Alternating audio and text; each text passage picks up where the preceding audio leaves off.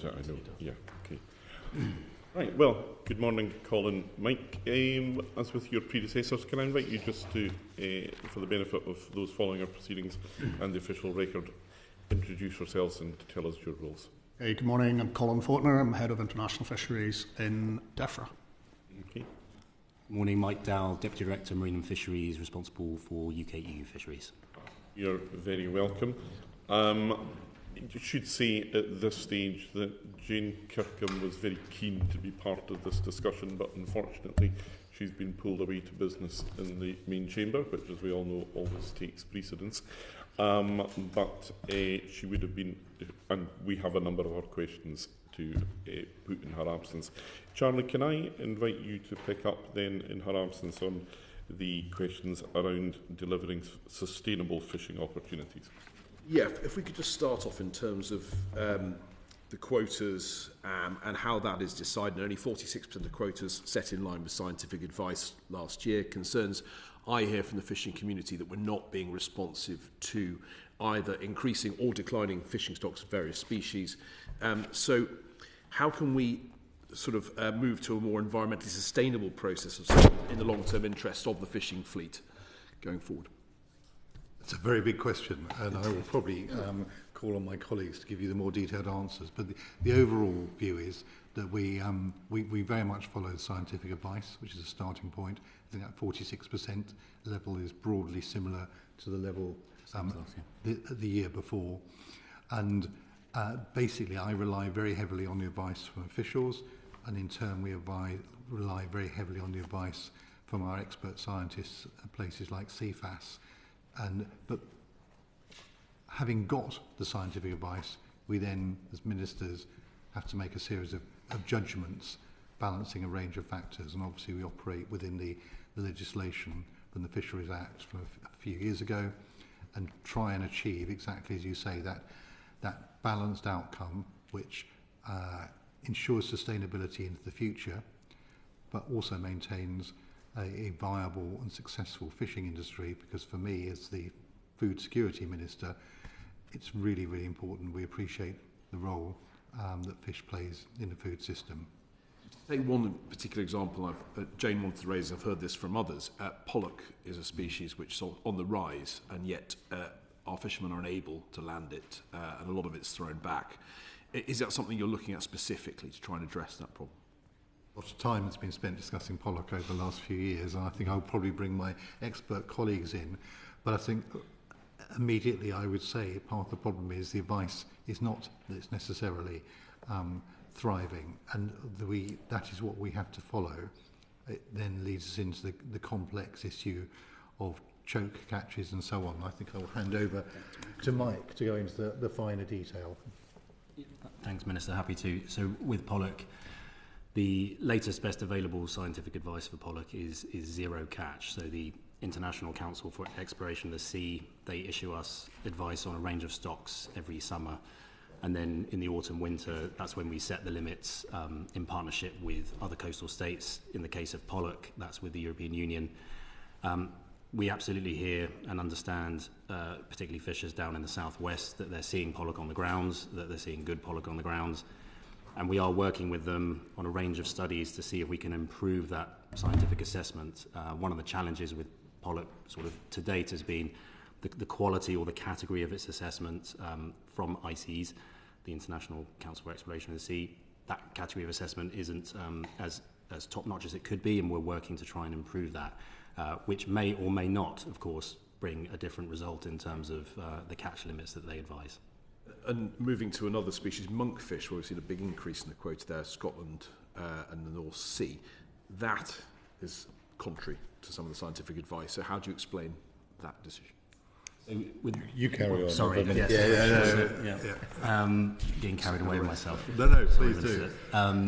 But with the monkfish advice, so that's again, it's a stock where ICES produce the advice every 2 years, and the previous set of advice, so for the 2023 and 2024 fishing year, was for cuts, and Minister took decisions not to take the full cuts in those years, and then the category of advice improved, and ICES, when it issued advice for the 2025 fishing year, there was a significant increase in the amount they advised that could be caught, and then we've set the limit for the 2025 fishing year at that full advice. Is monkfish still a data deficient species?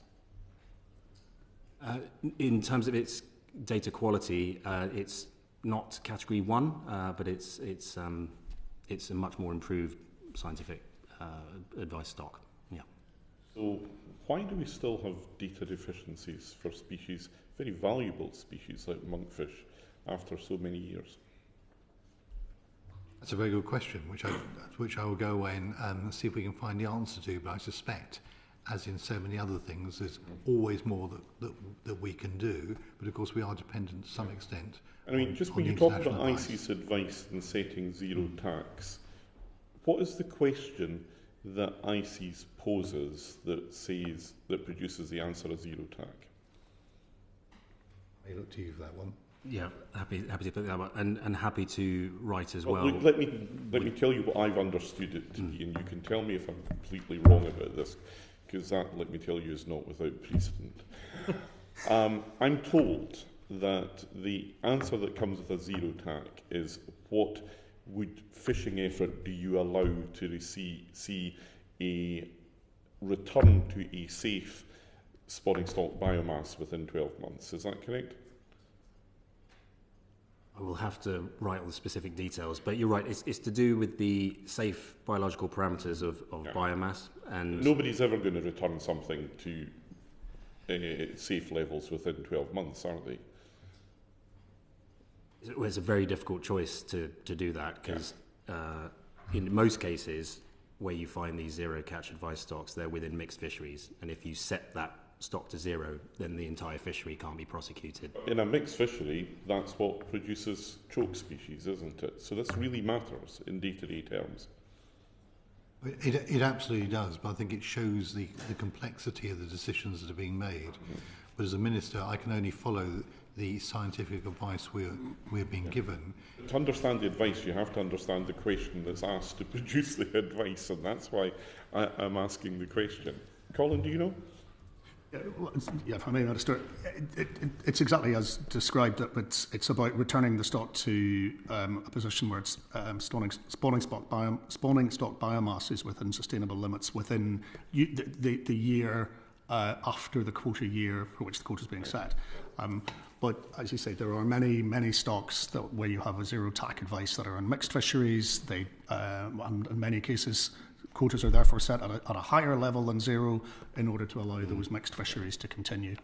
I mean, the use of language matters here, because when people who don't have the understanding of the very nuanced picture within fisheries science just hear the Minister set a TAC that was not in accordance with ICES advice, that doesn't really tell the whole story, does it?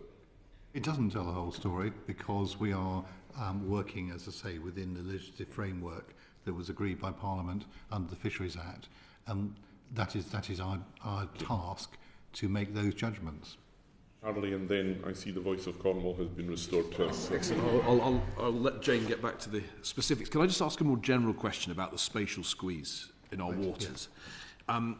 The feedback I get from fishing organisations is that there isn't joined-up thinking across various departments in terms of we've got pressures within renewables and the impact of those wind farms. We've got other infrastructure out at sea that needs protecting, and that it would help enormously if government could take a wider look at fishing strategy going forward, taking into forecasting of climatic effects, likely species changes going forward. Is that something you might commit to? Well, I would refute the idea that there isn't a joined-up approach across government going on. I've been really impressed by the marine prioritisation programme that we are undertaking. It's working with a number of different government departments. I totally understand why people in the fishing sector are anxious, and I'm absolutely making their case for the reasons I outlined a bit earlier, that as a Minister for Food Security, the role that fish plays in our food system is really, really important. But there was a written statement issued probably 2 months ago now on this, it's a really complicated problem. I am absolutely supportive of the drive to achieve renewable energy, but there is a real conflict for space. It's a bit like land use framework discussion on land, but we absolutely do have a cross-government approach to this, and I would very much urge, and I thank actually the fishermen's organisations for the data that they've brought forward. It's been very, very positive and constructive discussion, but I understand why people are concerned. Jane, then Jenny. Sorry, I wasn't in the room for the start of your answer about pollock, so please, I apologise for going back to pollock, because I am from Cornwall. So I understand that obviously it went down to zero TAC. The compensation ended this year for the fishers, and they are reporting issues with bycatch, and that's stopping them fishing for other things. And the science does seem to show, and sort of anecdotal evidence seems to show, that the stock is recovering. So would this be something that you would be maybe able to look at, even considering what the science shows in about June, looking at something mid-year rather than waiting, because this is quite a significant issue? Would you reprise the pollock answer again? I might do pollock. Sorry, very happy to. Thank you. Yes. So, just a brief recap. We certainly hear from a lot of our fishing colleagues down in the southwest and the heads of the producer organisations down there that fishermen are seeing more pollock on the grounds and good pollock, even when they're trying to avoid it, as we know they are, because as you say, it's a bycatch stock at the moment. And there is, so the current best available scientific advice is still it's a zero catch, but there is a process going on with the International Council for Exploration of the Sea, ICES, to reassess the stock. There's various working groups going on that our UK scientists are part of, and in fact those groups are open to industry representatives as well. And so I think that's probably where the reports that there could be options for sort of change within the advice and how ICES might choose or not to reissue that advice. So absolutely we're part of those conversations and we're tracking those very carefully. And just as I sort of said earlier, it's until you actually see what comes out of that process, you never want to prejudge it, because it's as much as it might look that in some instances that advice is improving, when models are run, it might not necessarily be the answer that people are looking for. And a question again about the recreational fleet. Are you looking at imposing any kind of measures upon them? Could I come in on that? And could I also say I really, really appreciate how strong the feelings are. I've been down and spoken to people, and I can absolutely see how difficult this has been. But I genuinely think we do have to follow the scientific advice. But on the recreational side, yes, again, I understand the frustration that people in the commercial fleet feel. So voluntary guidelines have been issued by the various organisations. We need to make sure that they actually work, and if they don't, then I'm certainly minded to look again at it, because I think it is genuinely unfair when commercial fishers see others taking stock which the commercial fishery is not able to reach, and we need to find ways of resolving that. Thank you. Just another question, if I may, Chair, about spur dog. Apparently the maximum landing size is 100 centimetres, and they're having to discard quite a lot of large fish. Again, that's affecting them with the bycatch. And there is a question of why that couldn't be introduced to market, because obviously you're discarding dead fish, which seems a terrible waste. To my colleague. Yep. Happy to pick up that. Thank you. So with spur dog, 2 years ago, spur dog came off the prohibited species list and became a viable fishery again. And so there's been a cautious approach to how it is being caught. And that maximum landing size of 100 centimetres, that's been in place as it was a previous measure that had been in place for the fishery many years ago now.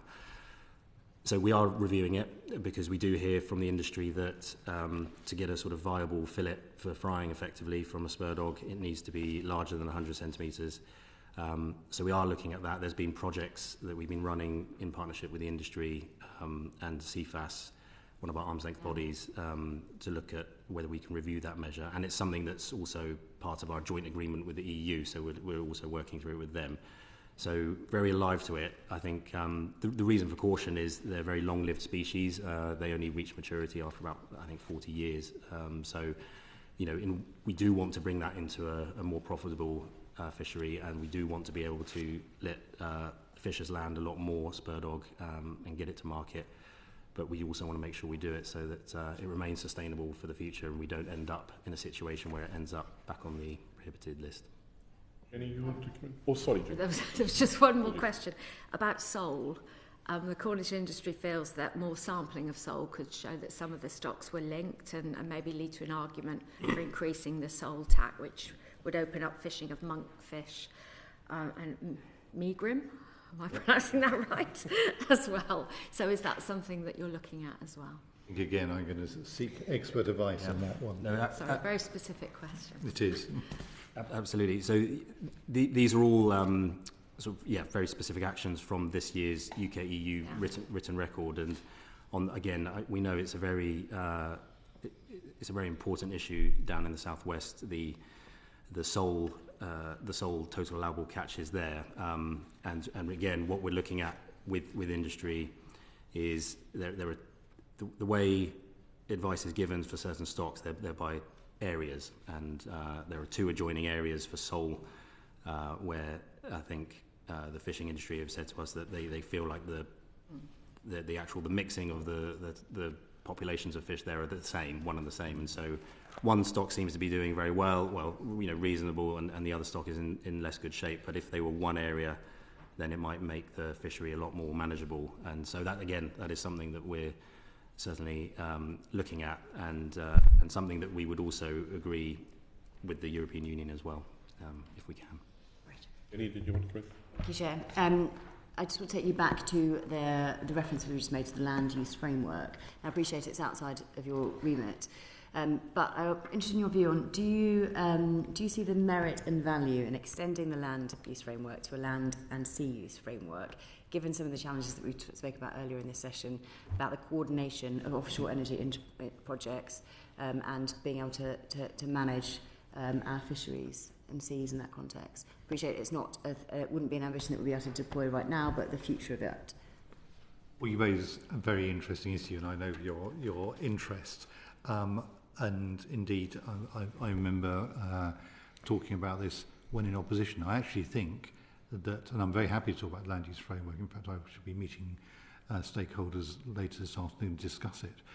But the same principles apply in many ways. But I think the marine spatial prioritisation programme that DEFRA is undertaking actually is achieving the same thing, essentially. So I think the joint discussions with the Crown Estate, with other government departments, we are establishing a mechanism for resolving these very, very difficult issues, because it is very complicated, these various things that we require from our maritime areas, and including, of course, making sure that we protect and conserve the maritime environment. So there are lots of different things we're requiring from our seas in exactly the same way as there are lots of things we're requiring from our land. But we haven't really in the past, I would say, had a proper structure for resolving some of those trade-offs, and that is what we're now trying to put in place. So a very short answer to your question is yes, that's what we're doing essentially. Just on the question of ICE's advice again, how old is data by the time it comes out, the end of ICE's and lands on the Minister's advice? What's that gap from data being taken to advice being given? From data being given, well, quite a lot of data comes my way. Yeah. But the question... The raw data going in to inform the decision, the advice that you get? Well, as always with data, you need to understand the context it's within. Let me explain the reason why I'm asking this. Because I hear real echoes in what Jane is saying from what we were told 20 plus years ago in relation to the cod recovery programme. Right. And it was that the data was almost 2 years old by the time it informed the decision. And in the meantime, progress, good or bad, within a species continued.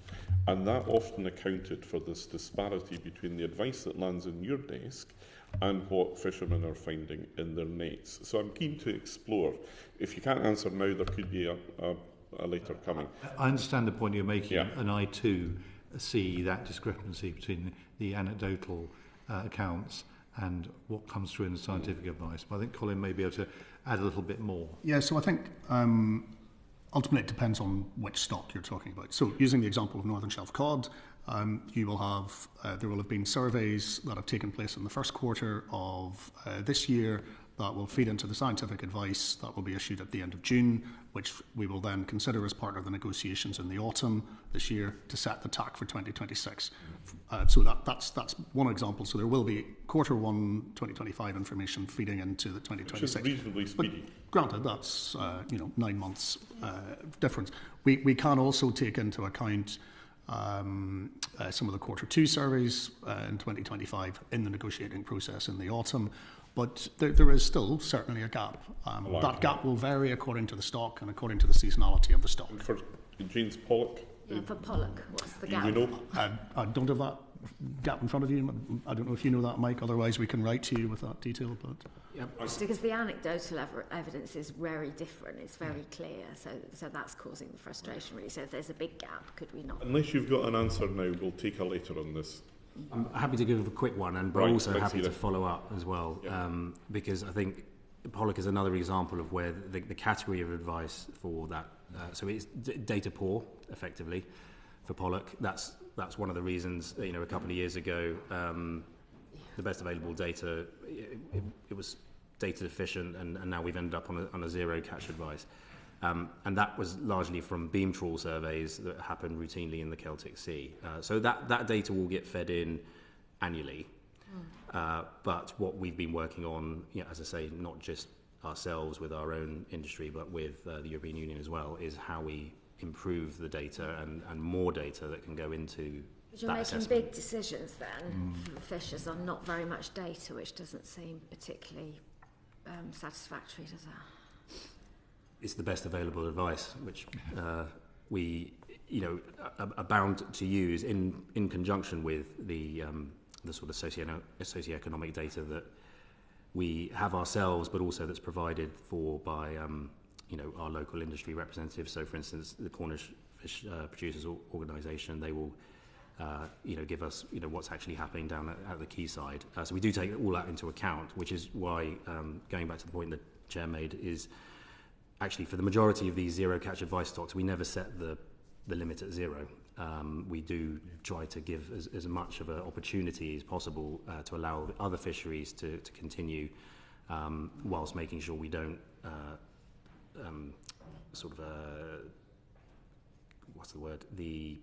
don't limit the future sustainability of the stock in question. There's a bit of word there. It's as much an art as a science, I think.